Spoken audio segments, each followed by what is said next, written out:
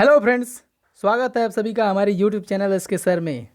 तो फ्रेंड्स, अगर आप इस चैनल पे नए हो तो चैनल को सब्सक्राइब कीजिए और वीडियो को लाइक कीजिए ताकि हम आपके लिए ऐसे ही वीडियोस लेके आते रहें। तो फ्रेंड्स, आज हम देखने वाले हैं आरसीसी के बारे में।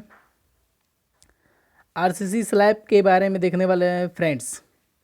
स्लैब की डिज़ाइनिंग को डिस्कस करने वाले हैं, ओवरव्यू करने वाले हैं फ्रेंड्स। तो आइए देखते हैं अपने वीडियो की तरफ।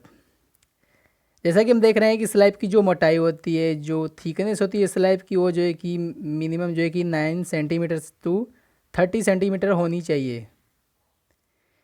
9 सेंटीमीटर से जो है कि 30 सेंटीमीटर स्लैब की मोटाई कुछ भी हो सकती है उसके बीच में। जैसा कि आपको फ्रेंड्स दिख रहा है, ये आपकी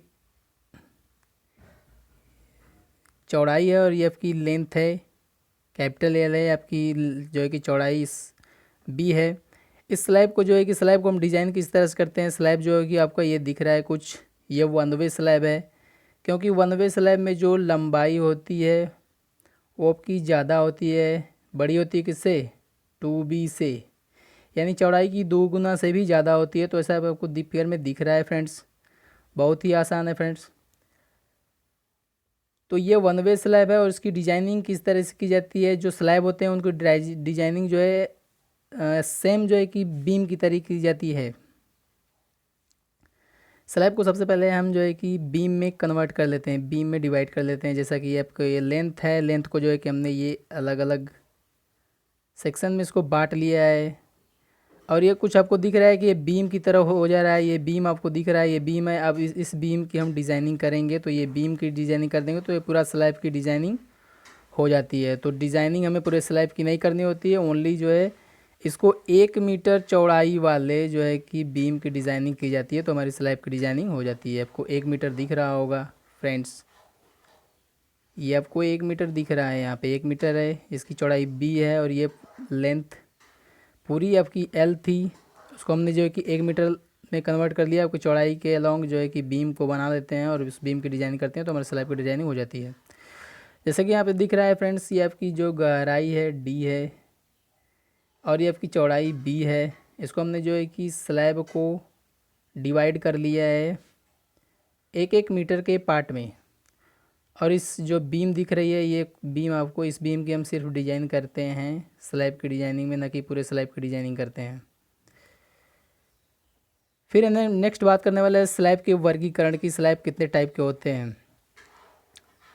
तो स्लैब जो होते हैं आपके 7 टाइप के होते हैं। फर्स्ट होता है एकल दैशिक स्लैब, सेकंड होता है द्विदैशिक स्लैब, 2 वे स्लैब होता है। थर्ड होता है सतत स्लैब, कंटिन्यूस स्लैब। फोर्थ होता है प्रास स्लैब, कैंटिलीवर स्लैब। और फिफ्थ होता है चपटी स्लैब, फ्लैट स्लैब। और सिक्स होता है गोलाकार स्लैब, सर्कुलर स्लैब।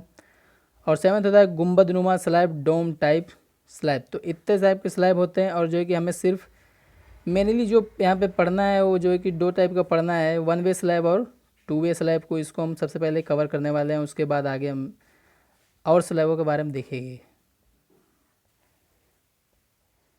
तो हाँ, आइए हम देखते हैं 1 वे स्लैब के बारे में। 1 वे स्लैब क्या होता है, किसको 1 वे स्लैब कहते हैं। जैसा कि फ्रेंड्स देख पा रहे हो यहाँ पे जो है कि जब स्लैब में तनन प्रबलन जो होता है एक ही दिशा के लिए दिया जाता है, एक ही डायरेक्शन में जो है कि तनन प्रबलन दिया जाता है, या फिर उसको डिजाइनिंग एक ही जो है कि दिशा के लिए की जाती है, तो उसको एकल दैशिक स्लैब कह सकते हैं। जैसे ये आपको फिगर कुछ हो जाएगा, ये आपका स्लैब हो गया। मान लीजिए आप जो है कि इधर इसी दिशा में मेन रिइंफोर्समेंट दे रहे हैं आप, ठीक है। जो तनन प्रबलन है सिर्फ एक दिशा में दे रहे हैं, ऐसे ऐसे नहीं दे रहे हैं मेन रिइंफोर्समेंट, ठीक है। तो इसको बोलेंगे 1 वे स्लैब। जैसा कि आपको फिगर में दिख रहा है फ्रेंड्स, ये आपकी स्लैब है पूरी, यहाँ से यहाँ तक एल लंबाई की स्लैब है। इसमें जो है कि इसको जो है कि ये आपका मेन रिइंफोर्समेंट दिया गया है, ठीक है। मेन रिइंफोर्समेंट एक ही दिशा में दिया गया है, जो कि इसके परपेंडिकुलर नहीं दिया गया है। परपेंडिकुलर दिशा में जो है कि डिस्ट्रीब्यूटिव बार दिया जाता है, वितरण छड़ दिया जाता है। तो इस टाइप के स्लैब को हम कहते हैं 1 वे स्लैब कहते हैं। जैसे यहाँ पर दिख रहा है जो प्रभावी लेंथ होती है इसकी एल, ये इसकी प्रभावी लेंथ है। ये जो प्रभावी लेंथ होती है इसकी जो है कि प्रभावी चौड़ाई से 2 गुना से भी ज़्यादा होती है। तो उस टाइप का जो स्लैब होता है उसको हम कहते हैं 1 वे स्लैब कहते हैं। और जो है कि उसकी डिजाइनिंग भी 1 वे स्लैब की तरीके करी जाती है। जैसे आपकी ये चौड़ाई है, इसकी प्रभावी चौड़ाई, ये आपकी लंबाई है। तो इसमें लंबाई जो होती है एल जो है कि बड़ी होती है 2 गुना से भी चौड़ाई की 2 गुना से भी क्या होती है, बड़ी होनी चाहिए, तब उसको जो है कि हम वन वे स्लैब मानकर डिज़ाइन करते हैं। आइए बात करते हैं हम जो है कि एकल स्लैब की जो डिज़ाइनिंग होती है उसके कुछ कंडीशंस होते हैं, शर्त होते हैं उनकी। जैसा कि होता है कमरे की लंबाई जो होती है चौड़ाई से 2 गुने से अधिक होनी चाहिए, तब जो है कि हम डिज़ाइनिंग करेंगे वन वे स्लैब के लिए। यहाँ पे दिख रहा है फ्रेंड्स कि कमरे की लंबाई जो होती है चौड़ाई से 2 गुने से भी अधिक होनी चाहिए, तब हम जो है कि डिज़ाइनिंग करेंगे वन वे स्लैब की। फिर जो है स्लैब जो है जब जो है स्लैब एक पार्ट का दिया होता है, जब स्लैब का केवल एक पार्ट दिया रहेगा तब जो है कि आप डिज़ाइनिंग करेंगे। कोई एक पार्ट दिया है, दोनों पार्ट नहीं दिए हैं, इस तरह से ये पार्ट आपको मान लीजिए दिया है, तो आप वन वे स्लैब के लिए डिज़ाइनिंग करेंगे। जैसे यहाँ पे दिख रहा है फ्रेंड्स कुछ, ये पार्ट आपको बी दिया रहेगा तो आप क्या होगा कि वन वे स्लैब की डिज़ाइनिंग करेंगे, अगर ये पार्ट आपको नहीं पता है तो। फिर उसके बाद अभिकल्प पट्टी की बात करते हैं, डिज़ाइन जो स्ट्रिप होती है उसके बात करते हैं। ठीक है फ्रेंड्स, जो स्लैब होता है जो पूरा यहाँ से यहाँ तक जो स्लैब होता है उसको जो है कि हमने पहले बात कर चुके हैं कि जो स्लैब होता है इतना लंबा जो स्लैब होता है उस स्लैब को पूरे स्लैब के लिए डिजाइनिंग नहीं करते हैं, इसको जो है कि स्ट्रिप में बांट लेते हैं, पट्टियों में बांट लेते हैं। 1 मीटर इसकी चौड़ाई होती है, ये इस तरह की, ये जो डिस्टेंस होती है वो 1 मीटर होती है, 1 मीटर, ये पूरी जो होती है 1 मीटर होती है। 1 मीटर के जो है कि पट्टियों में इसको बांट लिया जाता है, और बांटने के बाद जो एक पट्टी होती है उसकी हम डिजाइनिंग करते हैं लाइक ए बीम की तरह, एकदम जो है कि बीम की तरह इसकी डिजाइनिंग करी जाती है सेम। और आपको स्लैब में कन्फ्यूजन बिल्कुल भी नहीं होना है, स्लैब को भूल जाना है, ये आपका एक बीम बना है, इस बीम की डिजाइनिंग कर देनी है तो हो जाएगा आपका स्लैब की डिजाइनिंग। जैसा कि आपको दिख रहा है स्लैब, ये हमने उसको जो है कि कई पट्टियों में डिवाइड कर दिया है। 1-1 मीटर की पट्टियाँ हैं, उसमें जो है कि 1-1 मीटर की पट्टी है, 1-1 मीटर की पट्टियों में डिवाइड कर दिया गया है। ये पूरी लेंथ है इसकी, और ये इसकी विड्थ है, चौड़ाई है। तो इसको जो है कि हमने जो है कि 1-1 मीटर की पट्टियों में डिवाइड कर दिया है। तो ये जो आपकी बन रही है, ये कुछ जो शेप बन रही है ये बीम की तरह बन रही है, तो इस बीम का ही हम डिज़ाइन सिर्फ करते हैं, जिसकी जो है कि इसमें आपको कुछ चीज़ें एकदम कंफर्म कर लेनी है यहाँ पे फ्रेंड्स। जैसे यहाँ पे इसकी जो चौड़ाई हो जाएगी, जो सेक्शन बन रहा है इसका, इसकी जो चौड़ाई हो जाएगी वो 1 मीटर हो जाएगी। इसको आप स्मॉल बी भी मान सकते हैं, बट जो है कि न्यूमेरिकल में इसको 1 मीटर लिखा जाएगा या 1000 mm लिखा जाएगा। इसकी जो गहराई होती है वो डी हो जाएगी। ठीक है फ्रेंड्स, और इसमें जो है कि वैसा कुछ नहीं है। फिर उसके बाद देखते हैं मुख्य इस्पात जो होता है, मेन रिइंफोर्समेंट जो होता है, तली पर जो है कि चौड़ाई के समानांतर दिया जाता है। आपकी ये चौड़ाई है मान लीजिए ये कुछ, तो इसमें तली पे दिया जाता है मेन रिइंफोर्समेंट जो है कि चौड़ाई के समानांतर दिया जाता है, और लंबवत दिशा में जो है कि वितरण इस्पात डिस्ट्रीब्यूटिंग बार को डाला जाता है। यहाँ पे कुछ फिगर में फ्रेंड्स आपको दिख रहा है, ये आपकी चौड़ाई है, इधर से इधर चौड़ाई है, और ये पूरी इसकी लेंथ है। ये स्लैब है, स्लैब की ये लेंथ है, और ये आपकी चौड़ाई है। तो जो आपका ये रिइंफोर्समेंट दिया गया है, आपका ये प्रबलन दिया गया है, रिइंफोर्स्ड है, जो बार हैं इसको बोलते हैं, इन बारों को बोलते हैं जो है कि मेन बार बोलते हैं। ठीक है, मुख्य इस्पात बोलते हैं। और उसके जो परपेंडिकुलर लंबाई के अलोंग जो दिए होते हैं बार, ये कुछ ये दिए होते हैं, इसको कहते हैं डिस्ट्रीब्यूटिव बार, यानी वितरण छड़ें इसको बोलते हैं। ये आपका छोटा पार्ट है और ये आपका बड़ा पार्ट है कैपिटल यल। तो जो छोटे पार्ट के समानांतर देते हैं, छोटा पार्ट क्या होता है, चौड़ाई होती है, चौड़ाई के समानांतर देते हैं, पूरा आप देख सकते हो फ्रेंड्स। उसके बाद देखते हैं जो है कि ताप इस्पात की बात करते हैं। ताप इस्पात मीन्स जो है कि वही ये वितरण डिस्ट्रीब्यूटिंग छड़ें जो होती हैं उन्हीं को ताप इस्पात बोलते हैं। तो ये ताप इस्पात जो होती हैं लंबाई के एलोंग होती हैं, और जो है कि मेन रिइंफोर्समेंट जो होता है, मेन बार जो होता है उसके परपेंडिकुलर होती हैं, लंबाई के एलोंग होती हैं। तो इनके बारे में हम कुछ बात करने वाले हैं। आपको छोटा पार्ट मैंने पहले बता चुका। बात करेंगे जो स्लैब होती है उसके अनुप्रस्थ काट क्या होती है, बीडी होती है। पीछे फिगर में आपने देखा था बीडी, बी ये थी आपकी, डी ए गहराई थी, तो आपका सेक्शन क्या हो जाएगा, बी क्रॉस डी हो जाएगा, बी गुणा में डी हो जाता है। ठीक है, तो जो आपकी बीडी हो जाती है तो बीडी का जो है कि ये कितना होना चाहिए, 15% होना चाहिए उसका क्षेत्रफल। डिस्ट्रीब्यूटिंग जो बार होता है उसका एरिया, ये जो एरिया होगा 1 मीटर की लंबाई आपने ली थी ये बीम की, तो 1 मीटर की लंबाई में जो इसका एरिया होगा डिस्ट्रीब्यूटिंग बार का जो है कि उसको क्या बोलेंगे हम, मुख्य इस्पात का क्षेत्रफल हो जाएगा। उस क्षेत्रफल को लेते हैं हम जो है कितना लेते हैं, पूरे सेक्शन का 50% लेते हैं या फिर 15%, 15%, 15% लेते हैं। या फिर जो मेन रिइंफोर्समेंट होता है या मुख्य इस्पात होता है उसका जो है कि 20% ले सकते हैं आप। जो आपका में जो डिस्ट्रीब्यूटिव बार होता है उसका एरिया जो है लेते हैं 15% लेते हैं। जो पूरा आपका बीडी सेक्शन होता है, पूरे सेक्शन का बी जो है कि बीडी का 15% लेते हैं। या फिर आपका मेन रीइंफोर्समेंट जो है, मेन बार जो है आपका मेन बार है, इस मेन बार का जो है कि 20% लेते हैं। जैसा कि आप जो है कि ये आपका दिख रहा है स्लैब है जो बीम के रूप में लिया गया है, ठीक है। ये 1 मीटर इसकी जो है कि विड्थ हो जाएगी, चौड़ाई हो जाएगी, डी आपकी गहराई हो जाएगी। तो इस बीडी का हम कितना लेते हैं, 15% लेते हैं। 15% जो है कि डिस्ट्रीब्यूटिंग बार का एरिया लेते हैं। या फिर आपको जो छड़ें दी गई हैं, मेन बार दी गई है और उसका एरिया पता है, तो उस पूरे एरिया का जो है कि आपको 20% ले सकते हैं जो है कि डिस्ट्रीब्यूटिव बार को। फिर वहाँ पे जो कि अगर उच्च प्रभाव वाली जो है कि विरूपित छड़ें होती हैं तो उसको जो है कि 0.12% ले सकते हैं। इसका जो है कि 0.12% लेते हैं। फिर स्लैब में देखते हैं न्यूनतम प्रबलन कितना होना चाहिए, प्रबलन इस्पात जो है कि न्यूनतम मिनिमम कितना होना चाहिए। तो स्लैब खंड के अनुप्रस्थ क्षेत्रफल जो है कि उसका 0.1% होना चाहिए। न्यूनतम प्रबलन कितना होना चाहिए, जो मेन बार होती है उसकी न्यूनतम प्रबलन कितना होना चाहिए, सेम जो है कि डिस्ट्रीब्यूटिव बार जितना होना चाहिए, पॉइंट जो है कि 15% होना चाहिए। स्लैब खंड का जो अनुप्रस्थ क्षेत्रफल है यानी बी डी का जो है कि 0.15% होना चाहिए।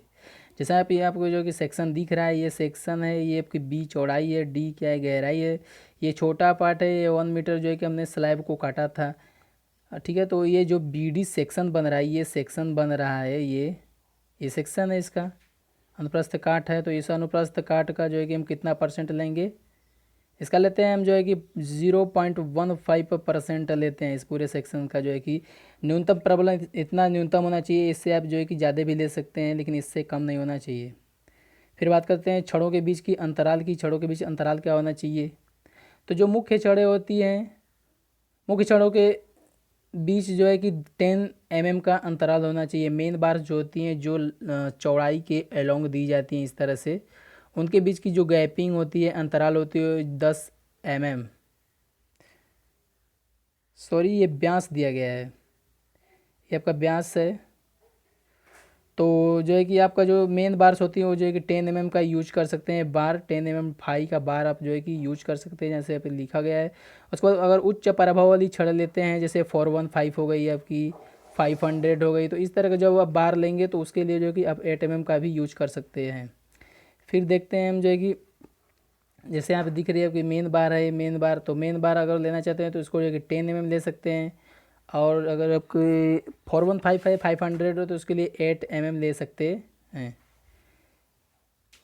मुख्य छड़ का व्यास जो होता है स्लैब की कुल मोटाई का 1/8 से अधिक नहीं होना चाहिए। जो आपका मेन बार होता है उसका जो है कि व्यास, ये डाया जो होती है, पूरी जो बीम है उसकी क्या है, मोटाई d है, तो d का जो है कि d/8 से अधिक नहीं होना चाहिए, इससे अधिक नहीं होना चाहिए, इससे कम होना चाहिए, ठीक है।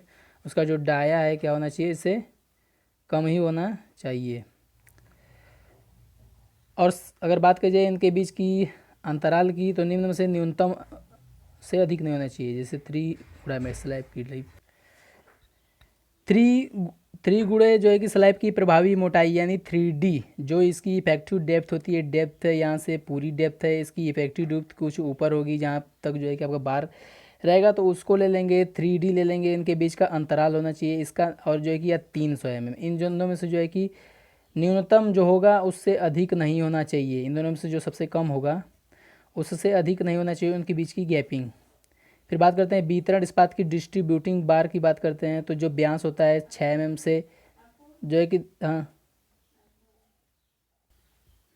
6 mm से जो है कि 10 mm उनका व्यास होना चाहिए। डिस्ट्रीब्यूटिव बार का जो है कि 6 mm से 10 mm तक व्यास होना चाहिए। बात करिए उनके बीच की अंतराल की, गैपिंग की, तो 5 होना चाहिए इनटू में स्लैब की प्रभावी मोटाई यानी 5D होनी चाहिए, ठीक है, या फिर 450। इन दोनों में से जो कम होगा, ठीक है, उससे अधिक नहीं होना चाहिए। इन दोनों में से 5D ले लेंगे, DF की कोई वैल्यू होगी तो उससे जो वैल्यू आपको निकल आएगी XYZ वो ले लेंगे। उसके बाद 450 ले लेंगे। इसमें इन दोनों में से जो सबसे कम होगा उससे अधिक नहीं लेंगे। डिस्ट्रीब्यूटिंग बार के बीच की गैपिंग को इससे, ठीक है, जो सबसे कम होगा उससे अधिक नहीं लेंगे। जैसे आपको दिख रहा है ये आपका फिगर में, ये आपका मेन बार है जो नीचे नीचे गया है, ठीक है, ये पूरा आपका मेन बार है। उसके बाद ये बिंदु बिंदु जो दिखाए गए हैं, डॉट दिखाए गए हैं, आपका डिस्ट्रीब्यूटिंग बार है। ये आपका जो है कि छोटा पार्ट है, छोटे पार्ट के जो है कि अलोंग मेन बार दी जाती है, ठीक है। इस पॉइंट्स को आपको केयर करना है वेरी केयरफुली। तो छोटे पार्ट के जो है कि ये अलोंग जो है कि दिया जाता है मेन बार, और उसके परपेंडिकुलर जो होता है वो आपका वितरण स्पात होता है। बात कर जाए इनके आवरण की, तो आवरण देख लीजिए। जो प्रबलन छड़ के सिरे पर जो है कि 25 mm या फिर 2 गुणा छड़ का 16 गुणा 16 छड़ का व्यास, 2 गुणे छड़ का व्यास, ठीक है, सॉरी यहाँ पे मिस्टेक हो चुका है कुछ। ये रहेगा 25 या फिर 2 गुणे छड़ का व्यास, छड़ रहेगा छड़ का व्यास। जो भी अधिक होगा उसका शुद्ध आवरण लिया जाता है, ठीक है। ये सिरों की बात कर जाए, ये आपका सिरा है, यहाँ पे जो गैपिंग दिख रही है ये गैपिंग जो है कि 25 mm होनी चाहिए, 25 mm होनी चाहिए, या फिर छड़ जो यूज करें आपने मेन बार यूज करा है उसका जो है कि 2 गुना। उन दोनों में से कोई भी वैल्यू आप ले सकते हैं, जो कि अधिक होगा उसको लेंगे, ठीक है। उन दोनों वैल्यू में से जो अधिक होगा उसको लेंगे। समझ लेते हैं इसको एक बार। ये जो सिरा है, सिरे पे आवरण कितना दिया जाता है, सिरे पे आवरण जो है कि 25 mm दिया जाता है, या फिर जो है कि 2 गुणे में छड़ का जो व्यास होगा, आपने जो छड़ यूज किया है मेन बार उसका व्यास। इन दोनों में से जो मैक्सिमम होगा, जो अधिक होगा उनको ले लेंगे, ठीक है। फिर बात करेंगे तली या तली पर या शीर्ष पर जो है कि न्यूनतम आवरण कितना होना चाहिए। तो छड़ का व्यास ले लेंगे, छड़ का व्यास, या फिर 15 mm। जो भी अधिक होगा उसको जो है कि तली पर, ऊपर ये तली पर आवरण दे देंगे, सॉरी ये शीर्ष है, शीर्ष पे आवरण दे देंगे, और नीचे जो है कि तली पे आवरण दे देंगे। कितना देंगे, 50 mm, 50 mm का देंगे, या फिर छड़ का व्यास जो भी अधिक होगा, छड़ का व्यास जो इनमें से जो है कि अधिक होगा उसका जो है कि तली पर या फिर शीर्ष पर आवरण देंगे। तो आज के लिए इतना ही, मिलेंगे फिर नेक्स्ट वीडियो में।